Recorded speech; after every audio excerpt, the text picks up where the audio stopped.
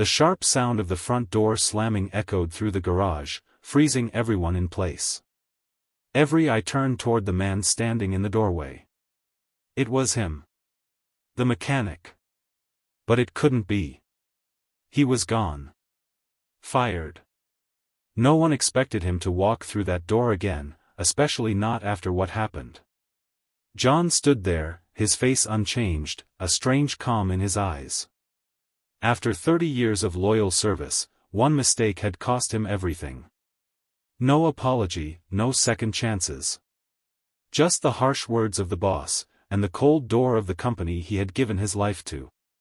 He never thought he'd be back. Yet here he was, standing in front of the team that once called him family. A chilling silence filled the room. No one knew what to say. No one dared to move. The air felt heavier, like something was about to change, something none of them were prepared for. John's presence stirred up more than just shock, it stirred fear. Fear of the unknown. Fear of the truth they hadn't seen coming. What had changed in him? Why had he come back? Was he seeking revenge? Or was there something more, something deeper, that no one understood? The tension was unbearable. No one could look away. Everyone's heart raced, each person wondering if they were about to witness something that would alter their lives forever.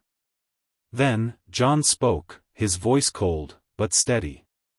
"I have unfinished business." And with those words, the mystery began. The air inside the garage felt different now. The usual buzz of tools clanging, the whirring of machinery, and the soft hum of radios playing in the background had all disappeared. The silence was suffocating.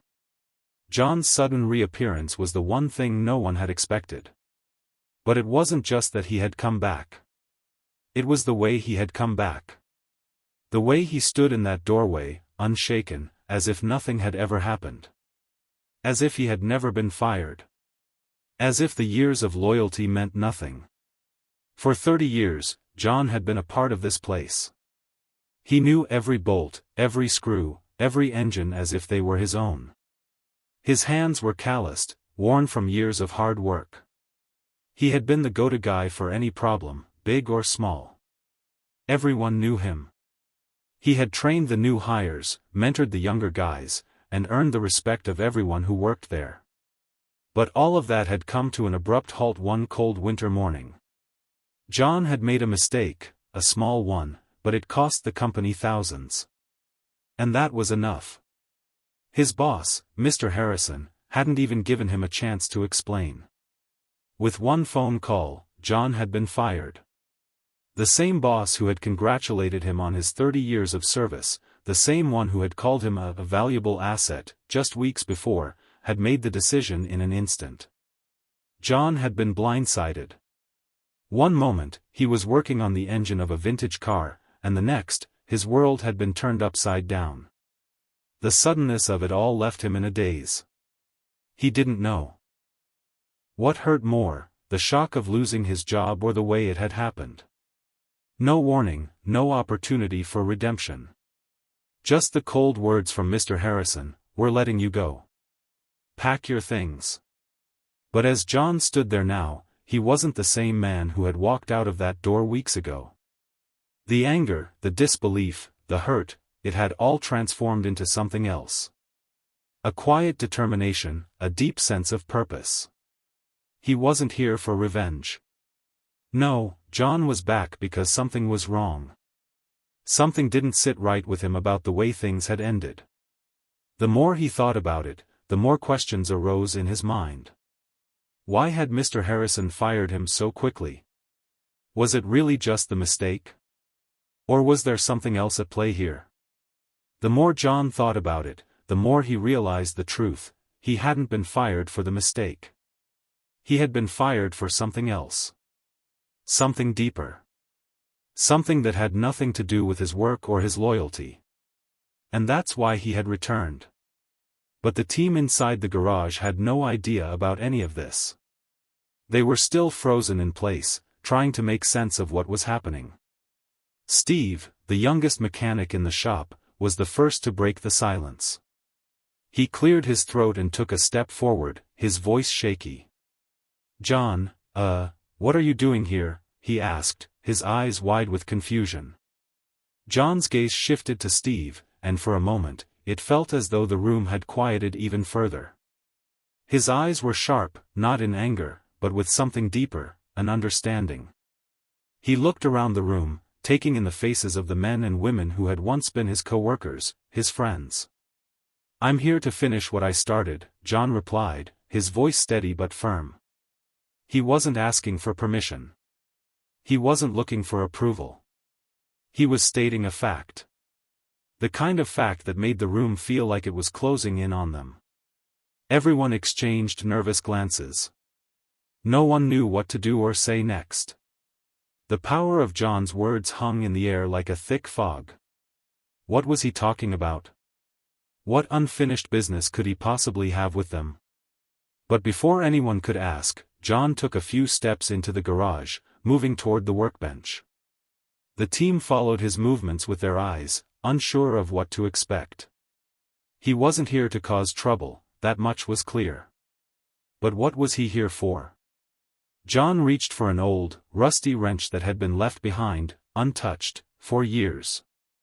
His fingers closed around the handle, and for a moment, the tension in the room seemed to lift. He ran his hand over it, as if remembering the many times he had used this very tool to fix broken engines, to solve problems, to help people. 30 years, John muttered under his breath, almost to himself. 30 years, and I never thought I'd be back here. But something's wrong, and I need to figure out what it is. No one spoke. No one dared to. The truth of John's words settled over them, a feeling that something was about to be uncovered, a mystery that had been buried for far too long. Just then, Mr. Harrison's voice cut through the silence, sharp and commanding. "John, you need to leave," he said, appearing in the doorway. His face was red with anger, but there was something else in his eyes. Fear? Regret? It was hard to tell. But John didn't flinch. He didn't even look at Mr. Harrison at first. Instead, he turned slowly, facing his former boss with a quiet, intense gaze. "I'm not going anywhere," John said, his voice low but full of resolve. "Not until I know the truth." Mr. Harrison's face hardened. "I told you already. It's over. You're fired. Leave. Now." John's grip tightened on the wrench. His knuckles whitened, but his voice didn't shake. "You didn't fire me for the mistake, did you, Mr. Harrison?" Mr. Harrison hesitated, his eyes narrowing. "What are you talking about?" John took a step closer, his gaze unyielding. "You fired me because you were scared. Scared of what I knew. Scared of what I could expose. And I'm here to find out why."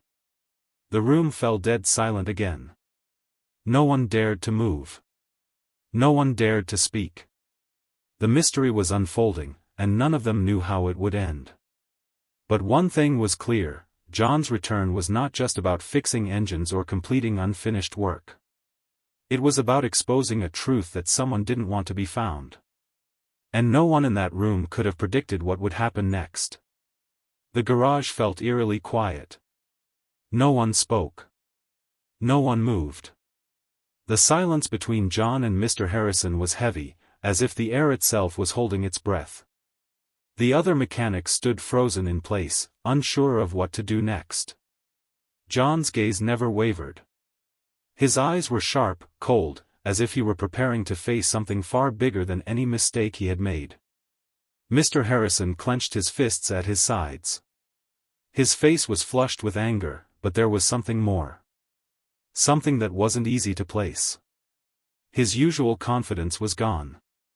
The man who had once been the unshakable boss now appeared uncomfortable, like a man with a secret, trying to cover it up. "I don't know what you think you're doing, John," Mr. Harrison finally said, his voice low and controlled.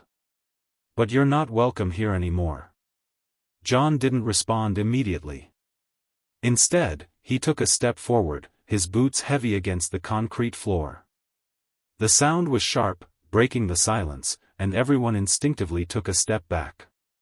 John's presence was overwhelming.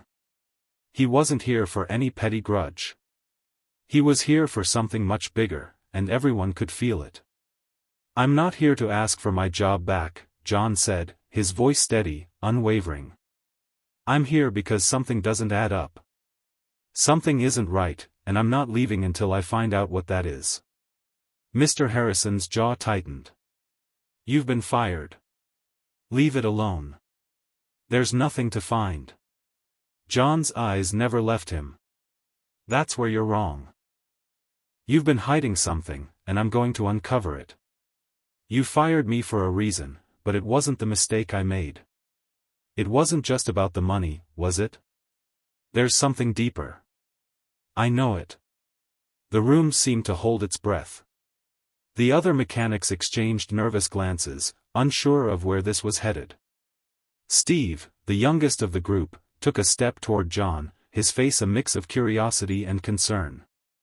"John, maybe you should let it go. It's been weeks. You've got your life to live. Why come back here now?"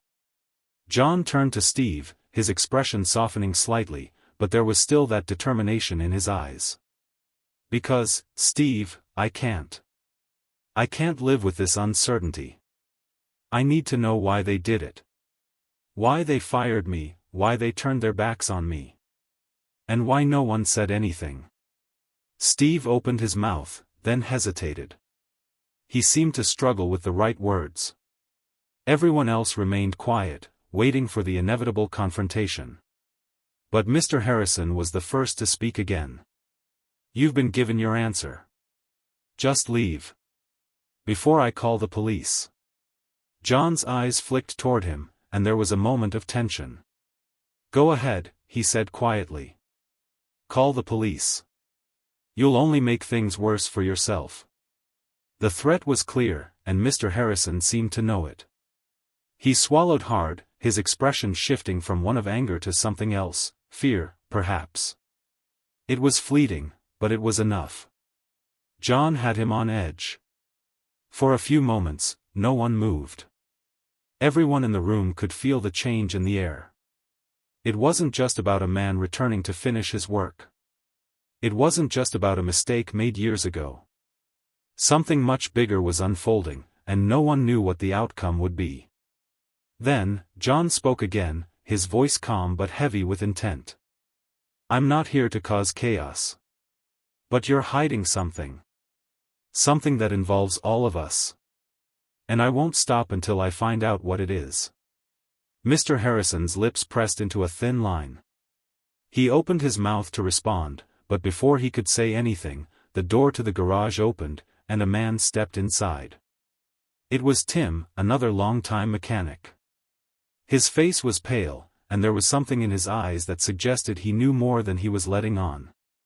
The room turned to look at him, and he hesitated in the doorway, glancing from John to Mr. Harrison. I heard shouting," Tim said, his voice shaky. "What's going on here?" Mr. Harrison shot him a quick, hard look. "Get out of here, Tim. This is none of your business." But Tim didn't move. He stood there, eyes darting nervously between John and Mr. Harrison, his body tense. Then, as if unable to stop himself, he spoke.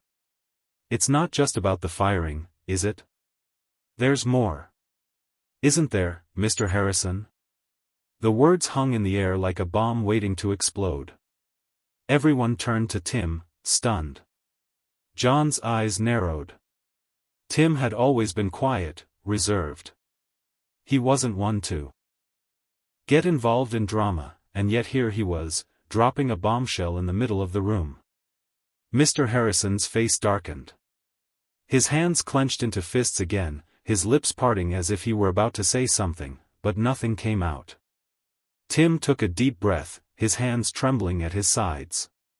"Tim, don't," Mr. Harrison finally said, his voice low, desperate. But Tim didn't listen. He shook his head slowly, as if the words were finally spilling out of him.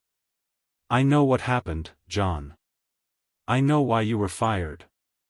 But it's bigger than any of us. John's heart began to race. What do you mean? What's bigger than all of us? Tim's face paled even further, and for the first time, John saw genuine fear in the man's eyes. He looked at Mr. Harrison, then back to John, before speaking again. It's about the money. The money that's been disappearing from the company accounts. I didn't want to say anything before, but I think Mr. Harrison was involved. I think that's why you were fired. They needed someone to blame. Someone to take the fall. The words hit like a ton of bricks. Everyone in the room froze, stunned.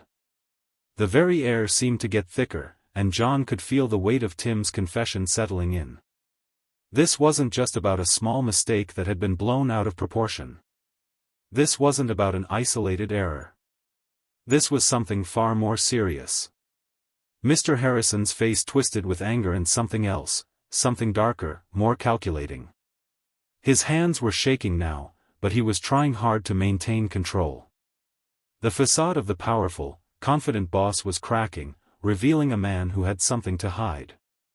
Tim, Mr. Harrison growled, his voice barely above a whisper. You don't know what you're talking about. You have no idea what you're getting yourself into. But Tim didn't back down. He took a step closer to John, his voice shaking but determined. I can't stay quiet anymore. John, you need to know the truth. And the others, they need to know too. We can't let him get away with it. The room fell silent again. John stood frozen, processing everything. His mind raced with thoughts, but they all came back to the same thing. Why had Mr. Harrison fired him? Was it truly just about the money? Was he being used as a scapegoat to cover up something bigger? And more importantly, how much of it was tied to John's own loyalty to the company? How much had he been part of something he hadn't even realized? Enough! Mr. Harrison shouted, his voice rising in a burst of fury. This is all lies, Tim. Lies. You have no proof, no evidence. But Tim didn't flinch.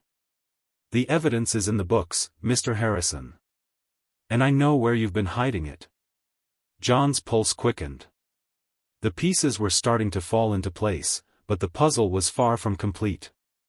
There was more to uncover. So much more. And John wasn't going to let it go until he had the truth. Tim, tell me everything, John said, his voice steady. His eyes locked on Tim. I'm listening. Tim swallowed hard, his hands trembling as he began to speak. There's a hidden account, in the company's books. And it's been draining money for months now. I think it's been going on even longer. But I don't know who's behind it. All I know is that Mr. Harrison has been covering it up. John's heart raced as he heard those words. He couldn't believe it, yet everything was starting to make sense. The question was, how deep did this go? And more importantly, who could John trust? The room was filled with tension. And at that moment, John knew one thing for sure, his return wasn't just about righting wrongs. It was about survival. The room was filled with a tense silence as Tim's words hung heavily in the air. The confession had shaken everyone to the core. For weeks, the mechanics had gone about their work, unaware that there were shadows lurking just beneath the surface of the company they had trusted. John's return had ignited something far larger than a personal vendetta. It was clear now that the betrayal wasn't just directed at him, it was aimed at all of them. The truth was out, but there were still so many questions left unanswered. John turned his eyes to Mr. Harrison, who stood stiffly by the door, his hands balled into fists at his sides.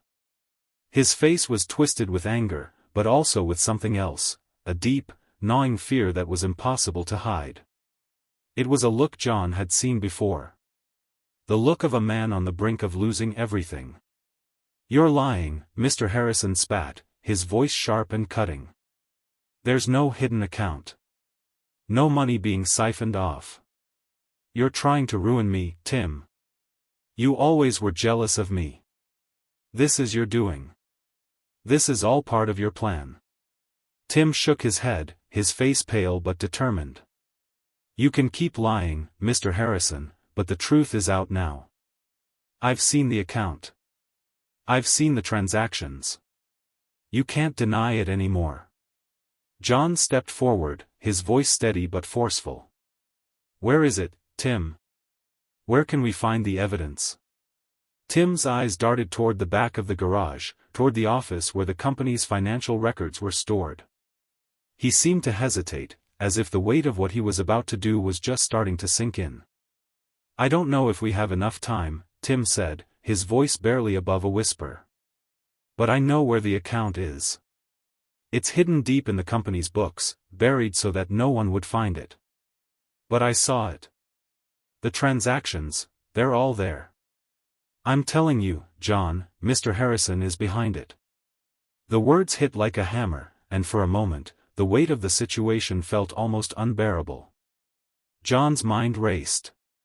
He had suspected something wasn't right when he was fired, but he had no idea the depth of the corruption that had been festering within the company. This wasn't just a bad decision or a simple mistake. This was deliberate, calculated. And now it was up to him to uncover the full extent of the betrayal. We need to go to the office, John said, his voice low but urgent. We need to get the files, the records, everything. But Mr. Harrison wasn't ready to let go. He stepped forward, his face red with fury. You don't know what you're messing with, John. You think you can just waltz back in here and take what you want? You have no idea what I've been through to build this company. You have no idea what I've sacrificed. John's eyes locked with Mr. Harrison's, and for the first time, he saw the fear in the man's eyes. The facade of power was slipping away. The secrets were starting to unravel. No, John replied, his voice calm but resolute. I don't know what you've been through. But I know what you've done to me, to all of us. And I'm not leaving until I have answers. Steve, who had been standing in the background, watching the exchange with wide eyes, stepped forward. John, we can't just walk into the office. We need to think this through. What if Mr. Harrison is right?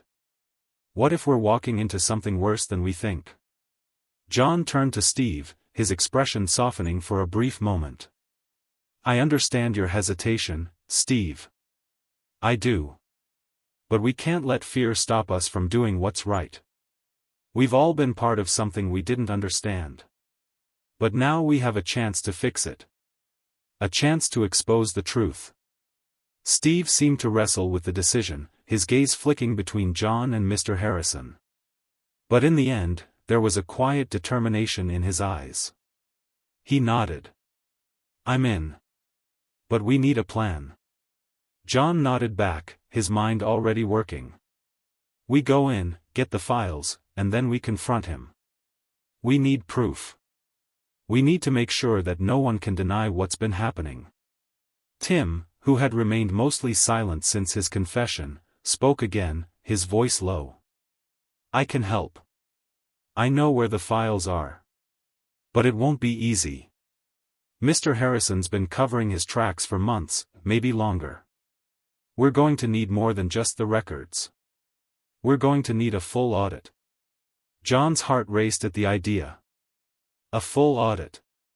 If they could get their hands on everything, the whole operation would be exposed. But how would they do it? Mr. Harrison was a powerful man. If he was willing to go this far to cover his tracks, what else was he capable of? We'll do it, John said, his voice firm. We need to move quickly before he figures out what we're up to. We don't have much time. Just as the plan started to form in John's mind, a loud crash echoed from the direction of the office. Everyone turned toward the sound, startled. Mr. Harrison's face went pale. It's too late, he muttered, his voice trembling. What was that? Steve asked, his eyes wide with fear. John's gaze narrowed. We're not the only ones trying to cover up the truth. Without another word, John rushed toward the office, followed closely by Tim and Steve. Mr. Harrison stayed behind, his face a mixture of frustration and panic. He knew what was coming, and he wasn't ready for it. As they reached the door to the office, John stopped in his tracks. The door was wide open, and there were papers scattered all over the floor. Someone had been through it already. Someone had beaten them to it. Who did this? John whispered, his heart racing. Tim's face had gone pale. I don't know. But it's not good. Whoever's been going through the files must have taken something. They must have realized what we were up to. John's mind raced. The situation had just gotten a lot more dangerous. The stakes had been raised. Whoever had come before them wasn't just looking for evidence, they were trying to erase it. John pushed open the door, and they stepped inside. The office was in disarray, papers scattered across the floor. But as John scanned the room, something caught his eye.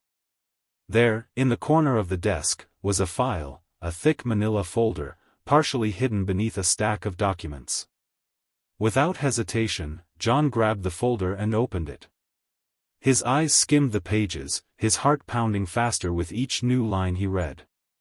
There were numbers, dates, and names. But the most important thing was the account number written at the top of one of the pages. This is it, John said, his voice barely above a whisper. This is the hidden account. Tim leaned over his shoulder, his face a mask of shock. You found it. You actually found it. John nodded, his mind already working. We have what we need. Now we just need to get out of here. But as they turned to leave, the door to the office slammed shut, locking them inside. Did you hear that? Steve asked, his voice shaky. John turned to face the door, his heart sinking. Someone had trapped them in. Mr. Harrison had known they were close. And now, it was too late to turn back. The door slammed shut behind them with a resounding thud, and a chill ran down John's spine. The lock clicked into place, sealing them inside the office. The sudden, harsh noise echoed in the room, making it feel even smaller, even more claustrophobic. They were trapped. The reality of the situation set in.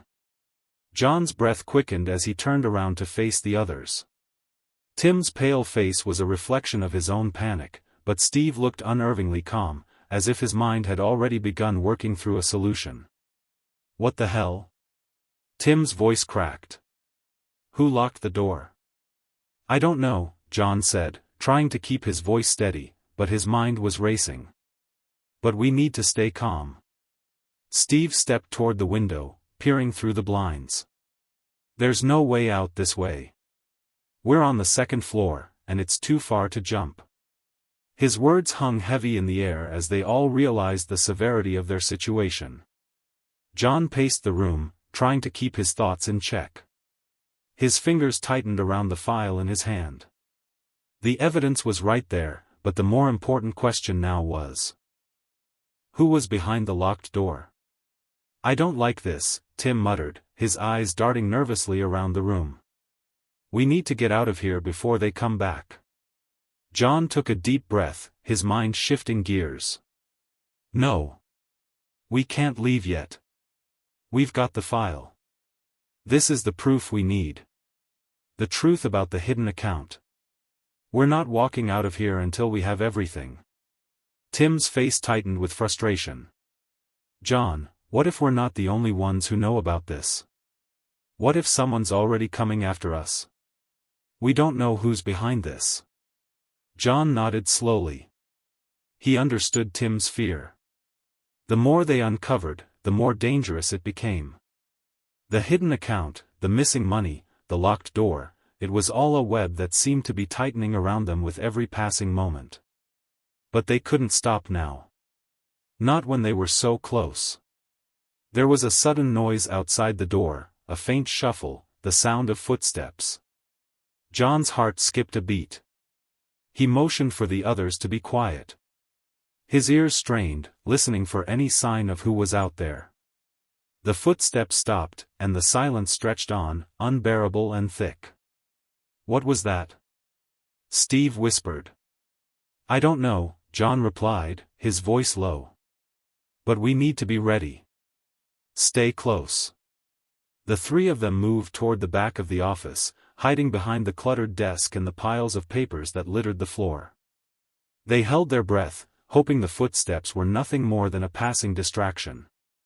But deep down, John knew better. Someone had locked them in, and that someone wasn't just trying to stop them from finding the truth, they were trying to bury it forever. Minutes dragged by, feeling like hours. The silence was deafening. Then, without warning, the door handle rattled. Get down. John hissed, his voice barely a whisper. They crouched low, trying to make themselves as invisible as possible. John's hand gripped the file tighter. This was their only leverage. If they lost it, they lost everything.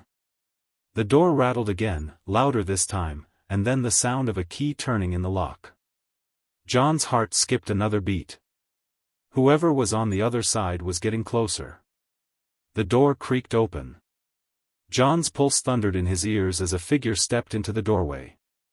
At first, it was a blur of movement, but as they took a step into the office, the figure became clear. It was Mr. Harrison. His eyes scanned the room quickly, his expression a mixture of anger and something else, fear. The man who had once seemed like the confident, untouchable boss now looked like a cornered animal. His clothes were disheveled, and there was a wildness to his movements that hadn't been there before. John's instincts kicked in.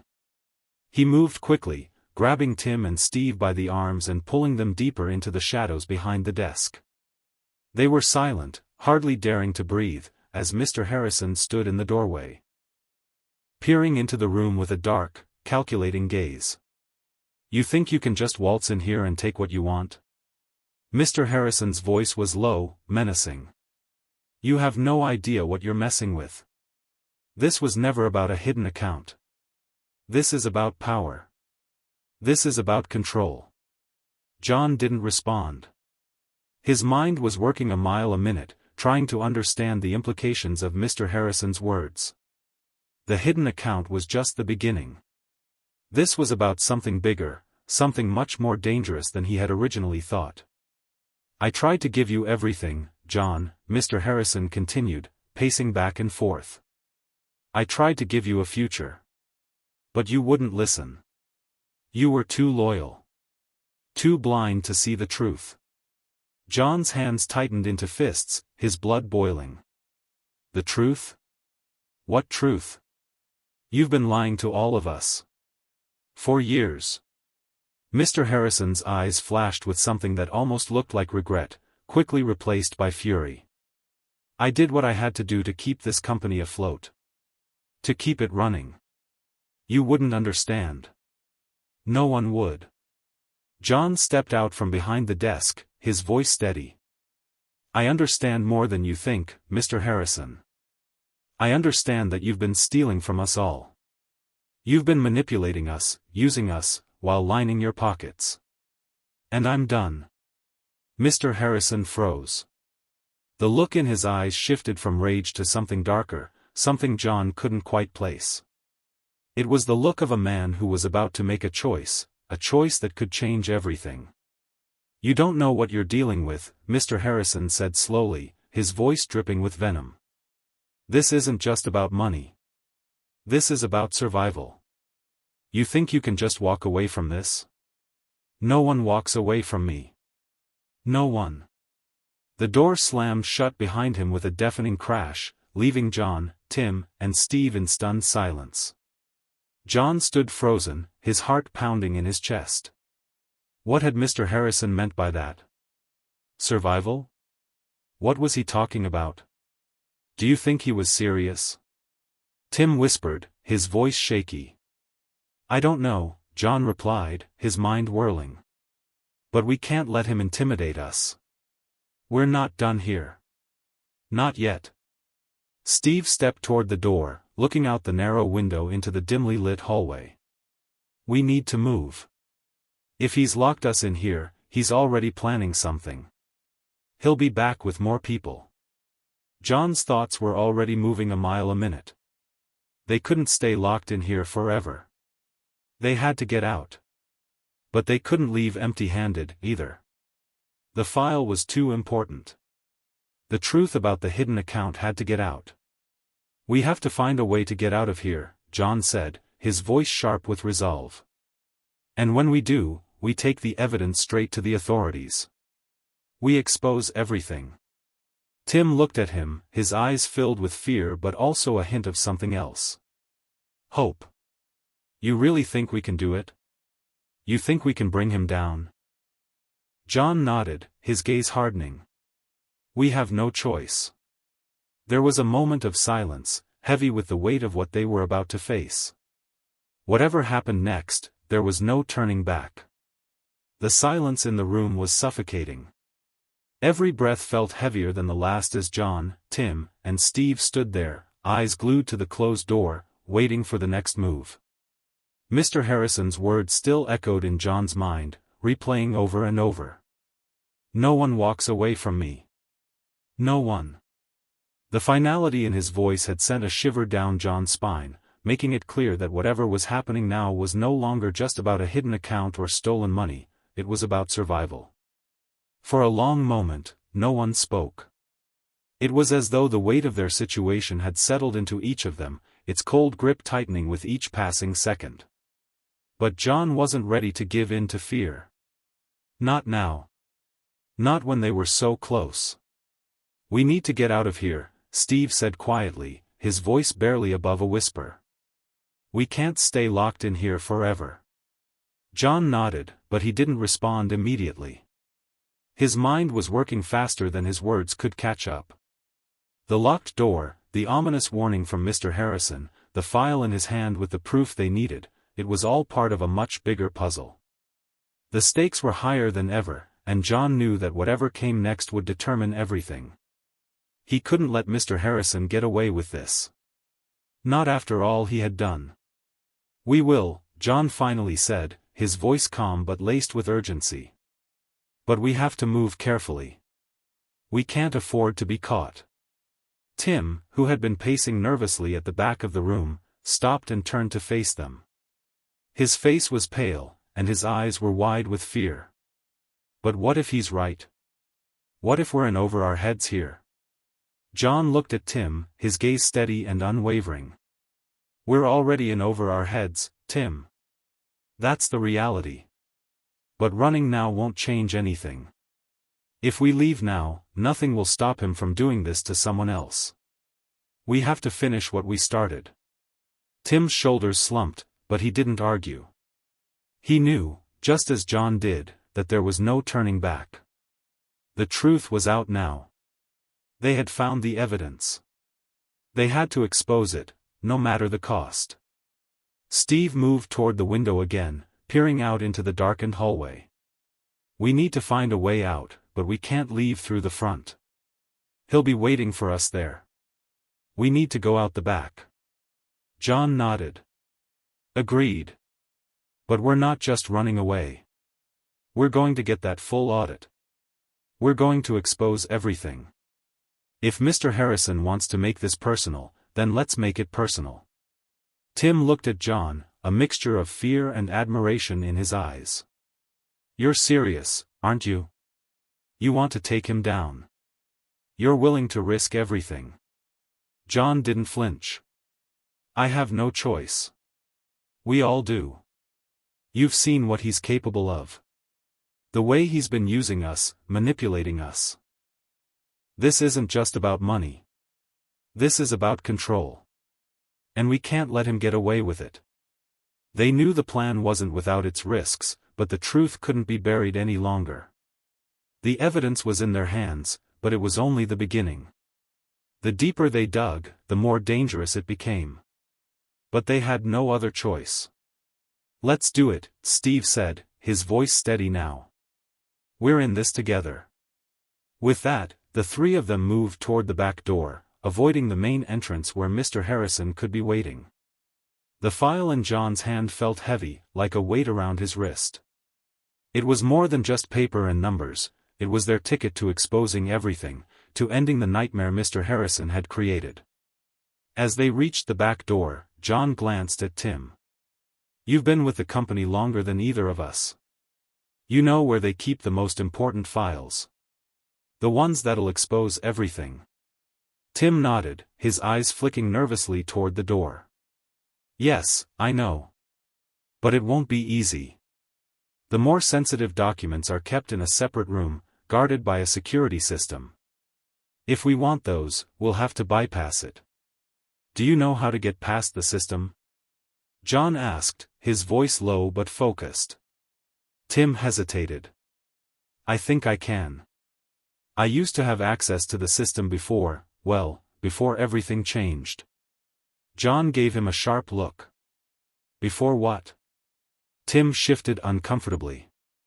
"Before I was pushed out of the inner circle. Before Mr. Harrison started hiding everything." There was a flicker of something in Tim's eyes, regret, maybe? Or fear? It was hard to tell. But John didn't have time to dwell on it. There were too many obstacles to face, and too little time. "We don't have the luxury of time," John said firmly. "If we don't get those files, this will all be for nothing." Tim nodded. "I can do it. I'll get us through the system. But we need to move fast."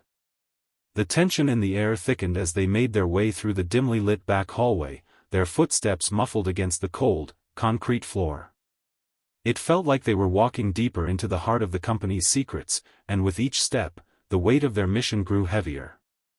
They reached a small door at the end of the hallway, a door that John recognized from his days working there.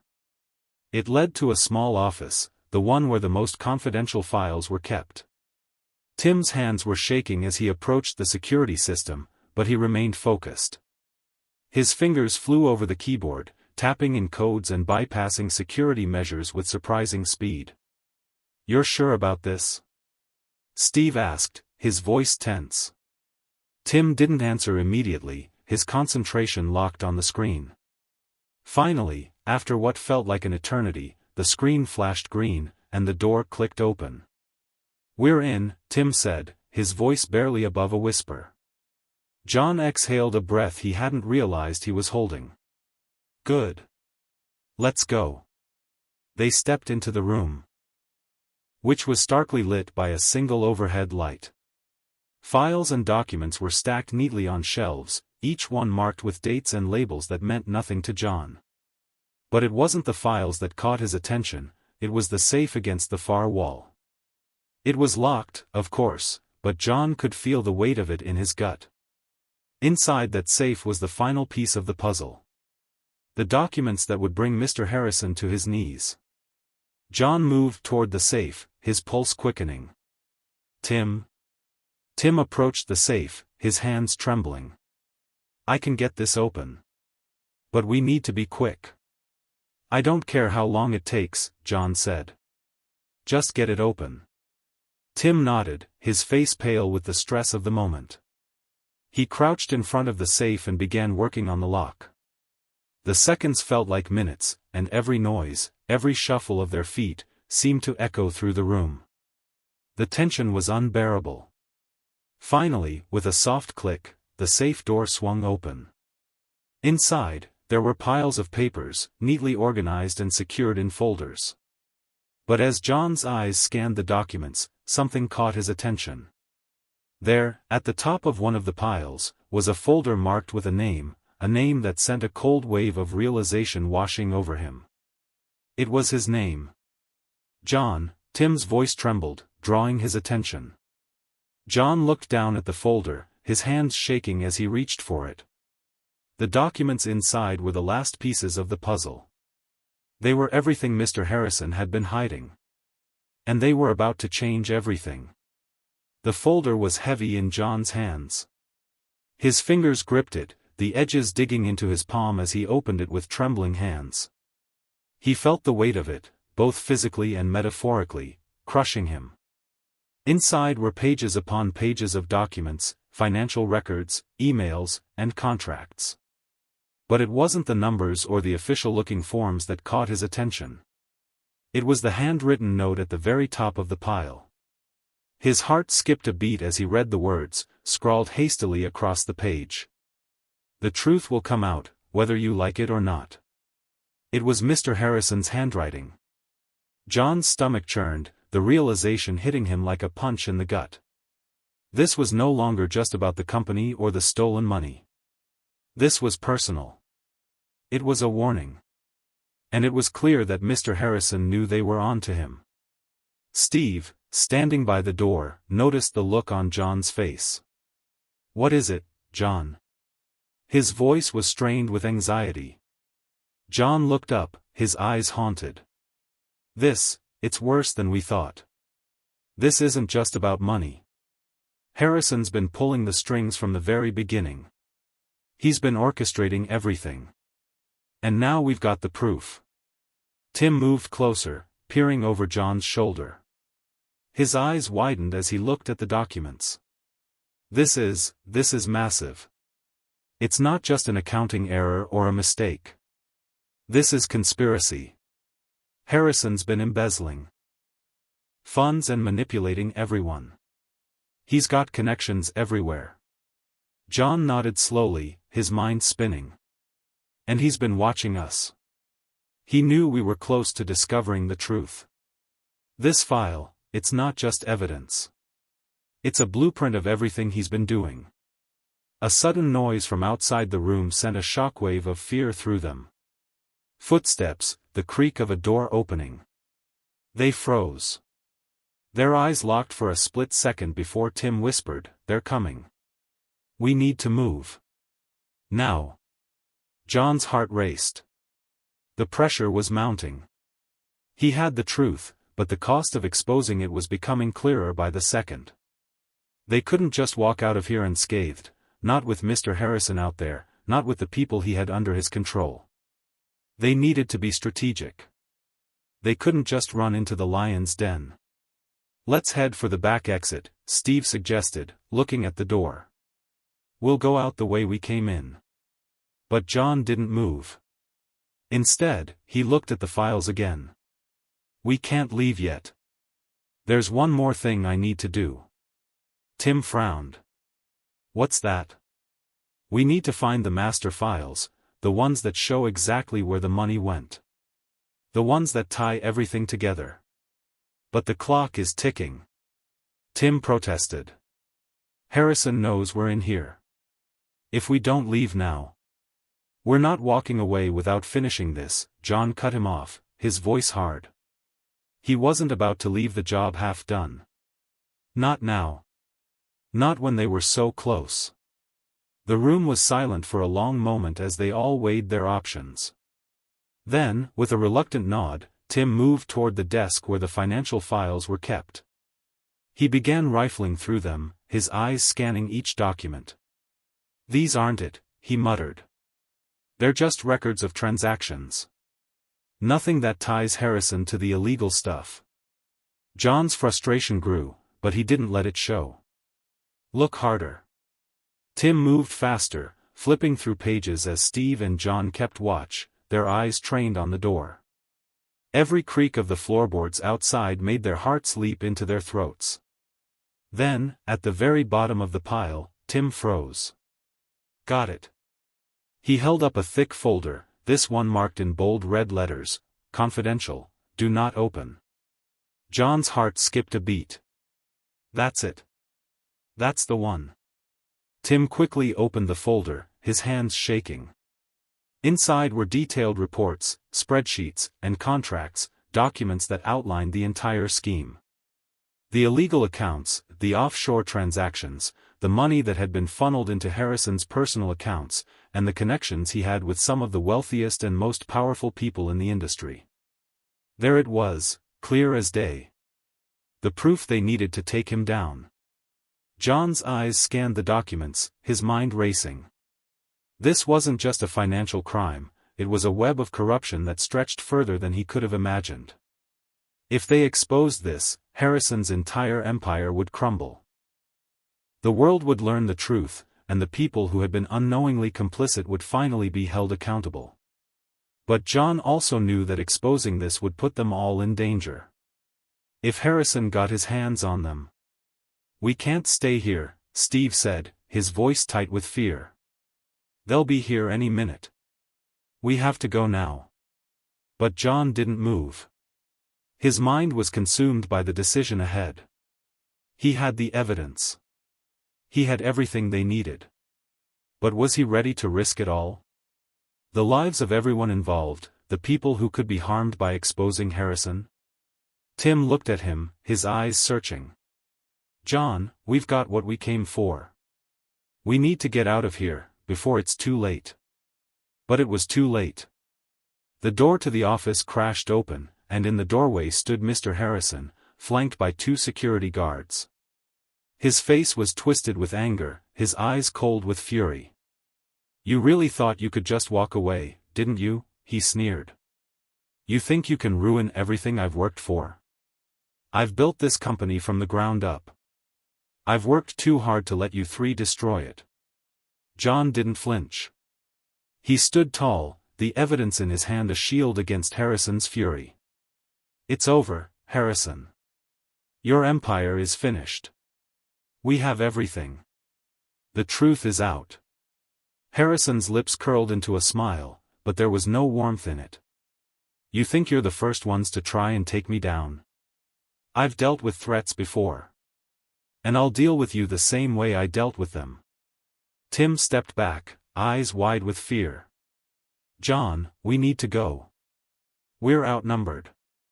But John stood his ground. "No. We're not running anymore." Harrison took a step forward, his eyes glinting with menace. "You're making a mistake. You have no idea who you're dealing with. I won't just let this go. You'll never be safe again." "We'll take our chances," John said, holding up the folder. "And we'll make sure everyone knows the truth." Steve moved toward the door, his face pale. "John, please. We need to leave." John hesitated for just a moment, then turned toward the door. They had what they needed. The truth. It was time to fight back. But as they moved toward the exit, Harrison's voice rang out one last time. "You'll regret this," he called after them. "No one escapes from me. No one." John didn't look back. The decision had been made. The battle had been won. They had uncovered the truth, and now it was time to bring it to light. As they burst out into the hallway, John could hear Harrison's footsteps behind them, but he didn't slow down. They were getting out. They were going to expose the corruption that had been hidden for far too long. The road ahead wouldn't be easy. There would be danger.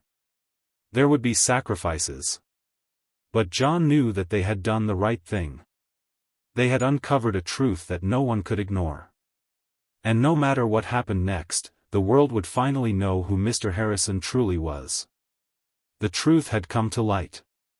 And it was only just the beginning. The climax of the story is reached, and John, Tim, and Steve have gathered all the necessary evidence to expose Mr. Harrison and bring down his empire.